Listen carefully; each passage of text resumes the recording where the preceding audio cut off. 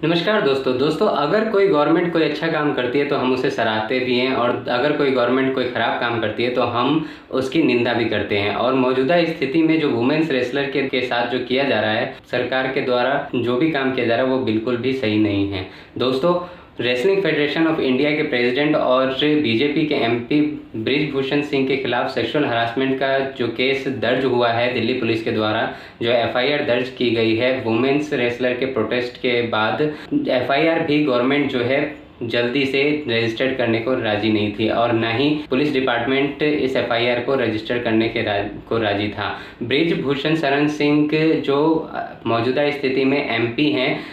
BJP के, उनका power कुछ ऐसा है बीजेपी में कि उनके नाम से ही गवर्नमेंट 2 कदम पहले ही पीछे हट गई। कोई भी जांच या फिर कोई भी चीज़ तभी शुरू होती है जब एफआईआर दर्ज होती है। जब तक सुप्रीम कोर्ट ने अपनी इन्वॉल्वमेंट नहीं जाहिर की, जब तक सुप्रीम कोर्ट ने आगे आकर के ये नहीं कहा कि इनके जो एफआईआर है वो दर्ज की जाए, तब तक डिपार्टमेंट जो है वो एफआईआर तक दर्ज करने को राजी नहीं थी। और आप सोच सकते हो कि कितने पावरफुल लोग हैं ये, जिनके नाम से जो है एफआईआर तक दर्ज होने को राजी नहीं है, गवर्नमेंट तक कुछ बोलने को राजी नहीं है, और जांच एजेंसियां क्या ही जांच करेंगी वो आप अच्छे तरीके से समझ सकते हो, और किसके पक्ष में जांच करेंगे आप ये भी समझ सकते हो अच्छे तरीके से। क्योंकि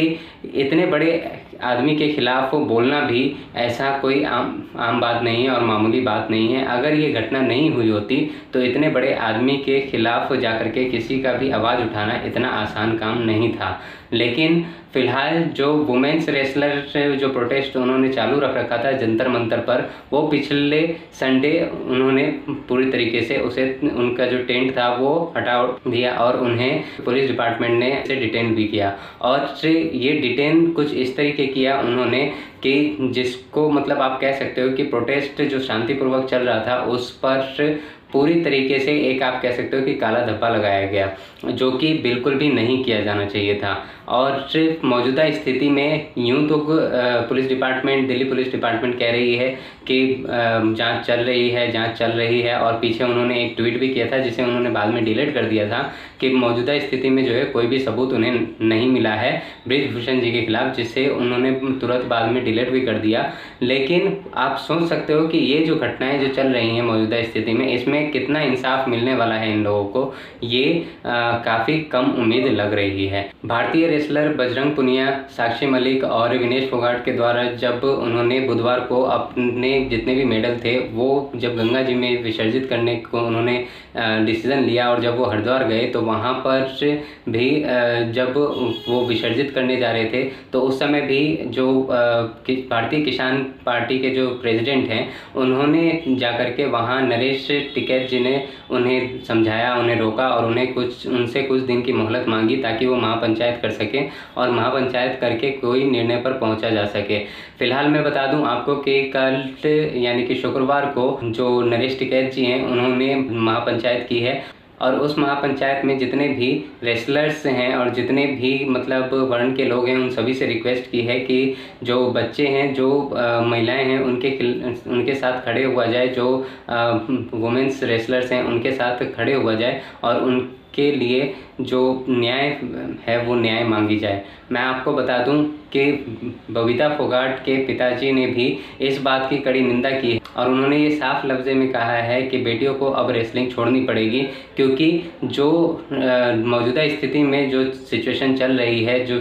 जबकि आप इतने बड़े लीडर पर और इतना बड़ा आरोप लगने के बावजूद भी, और आप कह सकते हो कि 40 दिन से ऊपर हो चुके हैं, लेकिन अभी तक पुलिस ने जो है ना ही उन्हें अरेस्ट किया है और ना ही उन्हें अभी तक जो है कोई पूछताछ उनसे की है, ना ही उन्हें डिटेन किया है। इस वजह से और जो रेसलर्स हैं वो काफ़ी ज़्यादा परेशान हैं। देखिए, जो न्याय के विशेषज्ञ हैं वो कहते हैं कि इस पर 2 पॉइंट है जिसकी वजह से जो है उन्हें नहीं अरेस्ट किया जा रहा है। पहला तो जो मिनिमम ड्यूरेशन है, जो मिनिमम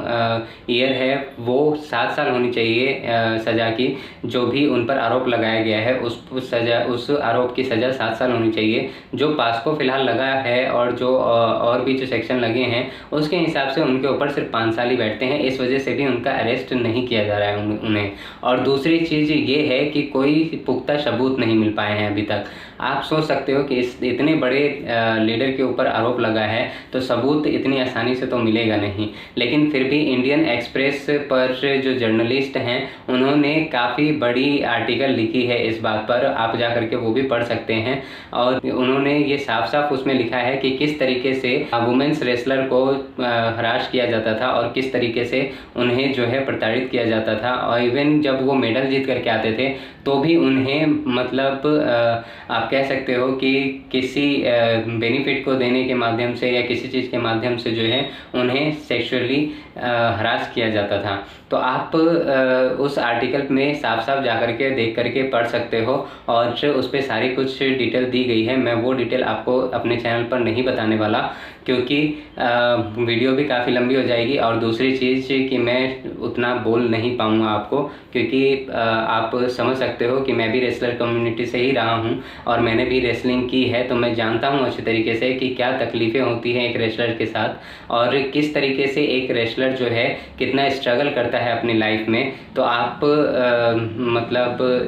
खुद जा कर के उस पर पढ़िए और मेरी रिक्वेस्ट है कि आप भी सपोर्ट कीजिए, क्योंकि देखिए 100 की सीधी बात है, अभी तक मोदी जी ने भी कोई ट्वीट नहीं किया और जो कि वो रेगुलर नारा लगाते हैं कि बेटी पढ़ाओ बेटी बचाओ और जो जगह जगह वो गाड़ियों पर लिखवाते हैं। देखिए सिर्फ लिखवाने से तो कुछ होगा नहीं, उनके समर्थन में भी आना पड़ेगा और अगर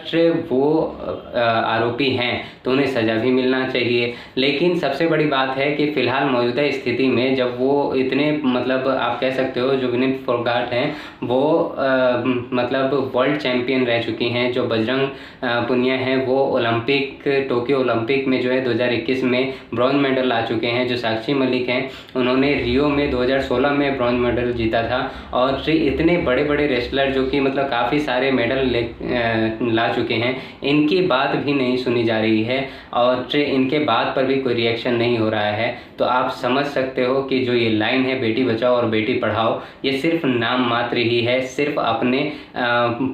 पर्सनल फ़ायदे के लिए आप कह सकते हो कि पॉलिटिकल पार्टीज़ जो हैं सिर्फ अपने फ़ायदे के लिए इस वर्ड को यूज़ कर रही है। बाकी इसके अलावा इनका इससे कोई लेना देना नहीं है दूर दूर तक। मैं आपको बता दूं कि जब आप वो इंडियन एक्सप्रेस का जो आर्टिकल पढ़ोगे तो आप खुद भी हैरान हो जाओगे कि किस तरीके से बेटियों को जो है वो प्रताड़ित किया जा रहा है। रेसलिंग फेडरेशन में वुमेन रेसलर्स को किस तरीके से ये लोग परेशान कर रहे हैं। दोस्तों आज के लिए ये वीडियो बस इतना ही। आपको कैसी लगी ये वीडियो मुझे आप कमेंट करके ज़रूर बताना और आप अपनी राय ज़रूर लिखना कमेंट में, क्योंकि मुझे आपके राय की बहुत ज़्यादा ज़रूरत होती है कि और किस चीज़ों पर मैं वीडियो बनाऊं और इसमें क्या और करेक्शन होनी चाहिए थी और क्या बात मुझे और रखनी चाहिए थी आपके सामने में। हो सकता है कि मैं दूसरी वीडियो भी इस पर बनाऊँ आपके लिए, लेकिन आप अपनी राय मुझे कमेंट करके ज़रूर दिया कीजिए। और मेरे चैनल को तभी सपोर्ट मिलेगा जब आप मेरे चैनल को सब्सक्राइब करेंगे और तभी मेरा चैनल आगे बढ़ पाएगा जब आप मेरी वीडियो ज़्यादा से ज़्यादा शेयर करेंगे। तो दोस्तों आज के लिए इतना ही, धन्यवाद।